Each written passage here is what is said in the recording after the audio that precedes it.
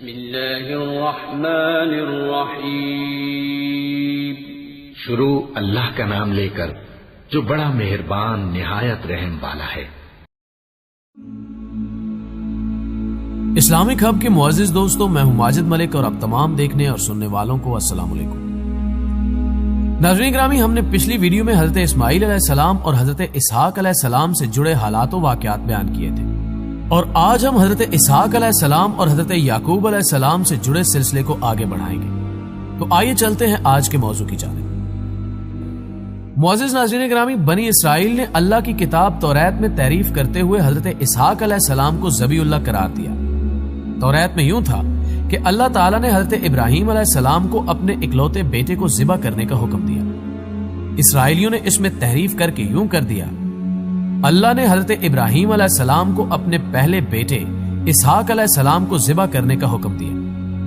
یہاں لفظ اسحاق ان کی طرف سے توریت میں اضافہ ہے، اور یہ سراسر جھوٹ، بہتان اور گمراہی ہے، جس کی وجہ بنی اسرائیل کا اہل عرب سے حسد ہے۔ اللہ تعالیٰ نے جس وقت ذبح کا حکم فرمایا اس وقت حضرت اسماعیل علیہ السلام ہی اکلوتے بیٹے تھے۔ بنی اسرائیل اہل عرب سے اس لیے حسد کرتے ہیں کہ اہل عرب حضرت اسماعیل علیہ السلام کی نسل سے ہیں، اور ان میں سب سے افضل، عظیم المرتبت، اللہ کے آخری پیغمبر حضرت محمد مصطفیٰ صلی اللہ علیہ وآلہ وسلم بھی ہیں۔ بنی اسرائیل کی شدید خواہش ہے کہ وہ عظیم اور جلیل القدر شرف و مرتبہ جو مسلمانوں کو ملا ہے اسے غلط قرار دے کر خود سے منسوب کر لیں، اور اپنے اسی مذموم اور جھوٹے منصوبے کی خاطر انہوں نے اللہ کی کتاب توریت میں بھی تبدیلی کر ڈالی۔ تفسیر ابن کثیر میں واقعہ بیان کیا گیا ہے کہ ایک یہودی عالم حضرت عمر بن عبد العزیز رحمۃ اللہ علیہ کے زمانے میں مسلمان ہوا، تو انہوں نے ان سے پوچھا حضرت ابراہیم علیہ السلام کے کون سے بیٹے کو ذبح کرنے کا حکم ہوا تھا؟ اس نے جواب دیا، اے امیر المومنین، اللہ کی قسم وہ اسماعیل علیہ السلام ہی تھے، اور یہودی بھی اس بات کو خوب جانتے ہیں، لیکن عربوں سے حسد کی وجہ سے وہ کہتے ہیں کہ ذبح کرنے کا حکم اسحاق علیہ السلام کے بارے میں ہی تھا، نہ کہ حضرت اسماعیل علیہ السلام کے بارے میں۔ معارف القرآن بحوالہ تفسیر ابن کثیر۔ دوستو، یہود و نصارہ کے بارے میں اللہ تعالیٰ نے قرآن پاک میں ارشاد فرما دیا ہے کہ وہ کبھی بھی مسلمانوں کے دوست نہیں ہو سکتے۔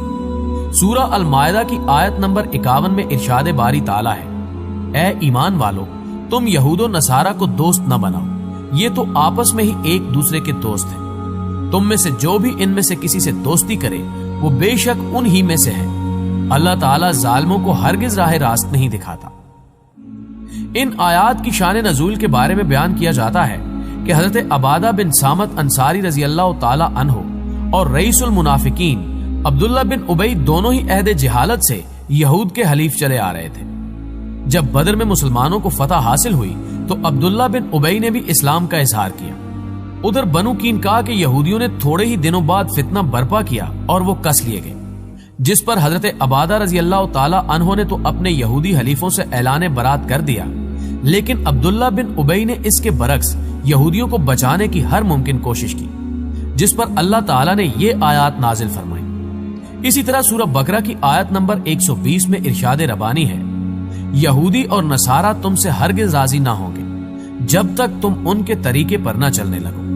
اور حقیقت یہی ہے کہ آج ہم نہ صرف انہیں اپنا دوست، ہمدرد اور خیرخواہ سمجھتے ہیں، بلکہ انہیں راضی کرنے کے لیے ان کے رہن سہن، کھانے پینے، اٹھنے بیٹھنے اور لباس و اقدار کو اپنانا باعث عزت و افتخار سمجھتے ہیں۔ بہرحال حضرت یعقوب علیہ السلام نے خواب دیکھا کہ سیڑھی آسمان تک لگی ہے اور اس میں فرشتے اوپر چڑھ اور نیچے اتر رہے ہیں۔ اسی دوران اللہ تعالیٰ حضرت یعقوب علیہ السلام سے مخاطب ہوتے ہیں کہ میں تجھ کو عنقریب برکت دوں گا اور تیری اولاد کو کثیر کر دوں گا، یہ زمین تیرے لیے کر دوں گا اور تیرے بعد تیری اولاد کے لیے بھی۔ جب حضرت یعقوب علیہ السلام نیند سے بیدار ہوئے تو انتہائی خوش تھے۔ آپ علیہ السلام نے منت مانی کہ اگر وہ اپنے والدین کی طرف سلامتی کے ساتھ لوٹ گئے تو اس جگہ جہاں خواب نظر آیا تھا اللہ عز و جل کی عبادت کے لیے ایک گھر بنائیں گے۔ نیز یہ منت بھی مانی کہ جو کچھ اللہ تعالیٰ انہیں دے گا اس کا 10واں حصہ اللہ کی راہ میں خرچ کریں گے۔ حضرت یعقوب علیہ السلام نے اس پتھر کو تیل لگایا جس پر سر رکھ کر سوئے تھے، تاکہ واپسی میں اس کے ذریعے جگہ کی نشاندہی ہو سکے۔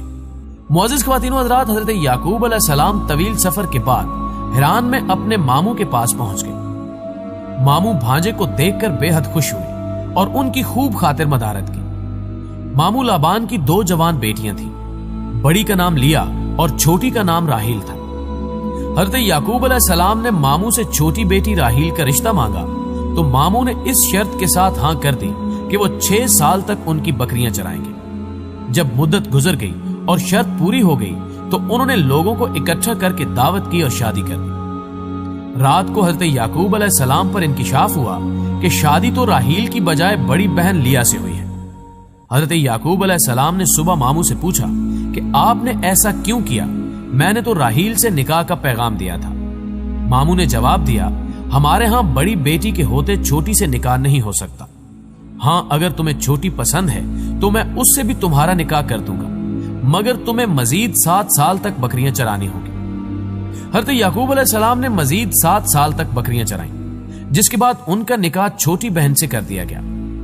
یہاں واضح کرتے چلیں کہ اس وقت 2 بہنوں کا ایک ہی وقت میں ایک مرد سے نکاح ہو سکتا تھا۔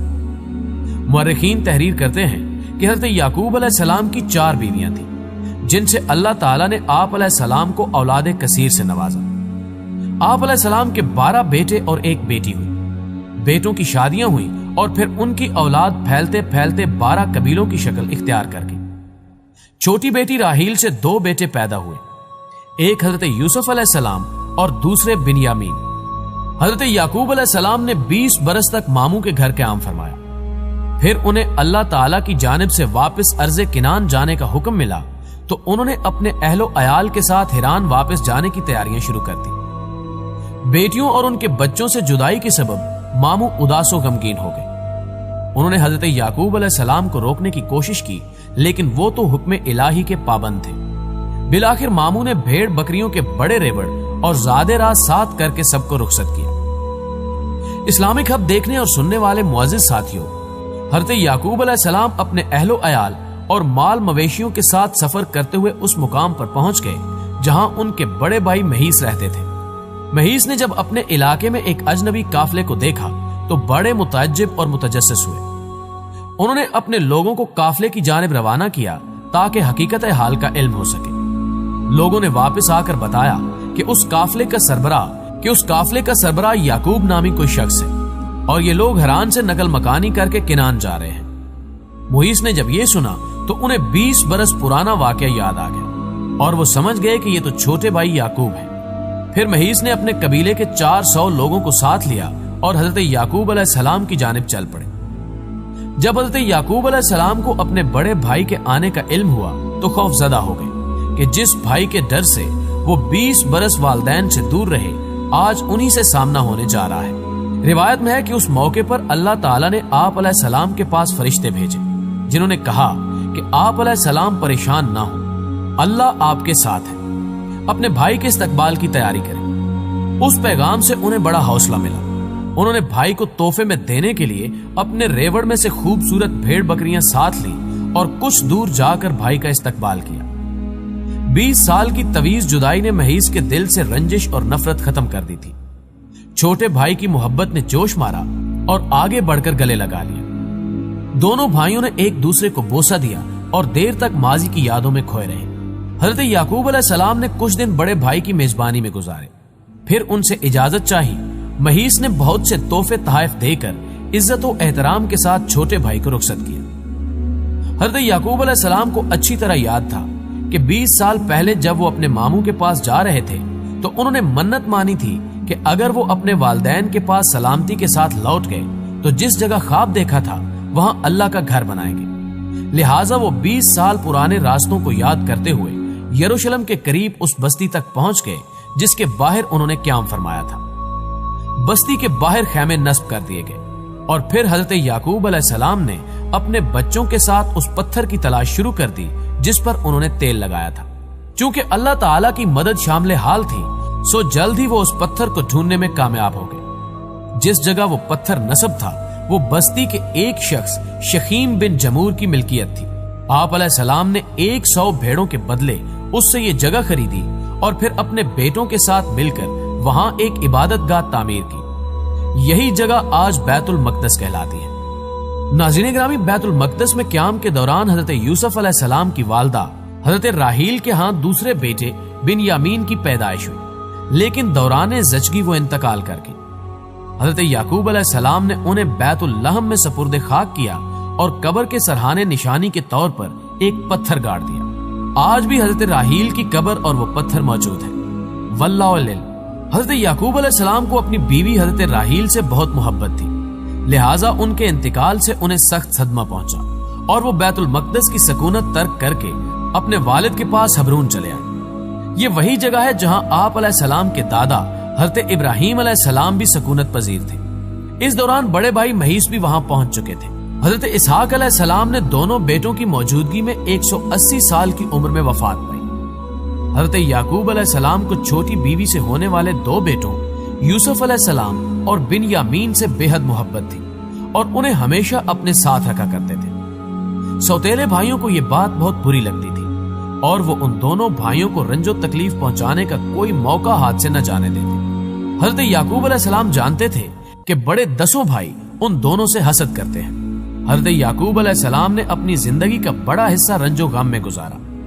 ابھی نوجوان ہی تھے کہ بڑے بھائی کے خوف سے والدین کو چھوڑنا پڑا اور 20 برس دیار غیر میں گزارے۔ بڑھاپے میں بڑی بیوی سے ہونے والے 10 بیٹوں کے ہاتھوں حضرت یوسف علیہ السلام کو دی جانے والی تکالیف اور طویل جدائی نے انہیں شدید اذیت پہنچائی۔ اس کا تفصیلی تذکرہ ہم اپنے اگلے سلسلے قصہ یوسف علیہ السلام میں بیان کریں گے۔ وہ حضرت یوسف علیہ السلام کی جدائی کے سبب 40 سال تک انہیں یاد کر کے روتے رہے، یہاں تک کہ روتے روتے آنکھوں کی بینائی ضائع ہو گئی۔ آخر 40 سال بعد اللہ تعالیٰ نے حضرت یعقوب علیہ السلام کو بیٹے سے اس حیثیت سے ملایا کہ وہ والی مصر تھے۔ دونوں باپ بیٹا طویل جدائی کے بعد ملے تو لپٹ کر دیر تک روتے رہے۔ حضرت یعقوب علیہ السلام اپنے بیٹے حضرت یوسف علیہ السلام کے پاس مصر میں 24 سال تک مقیم رہے۔ ناظرین گرامی، حضرت یعقوب علیہ السلام کی وفات کا وقت قریب آیا تو آپ علیہ السلام نے اپنے سب بیٹوں کو جمع کیا اور ان سے پوچھا، میرے بعد تم کس کی عبادت کرو گے؟ سب نے یک زبان ہو کر جواب دیا، اے ابا جان، ہم سب اس رب کی عبادت کریں گے جو آپ علیہ السلام کا اور آپ علیہ السلام کے آباء و اجداد ابراہیم علیہ السلام، اسماعیل علیہ السلام اور اسحاق علیہ السلام کا معبود ہے۔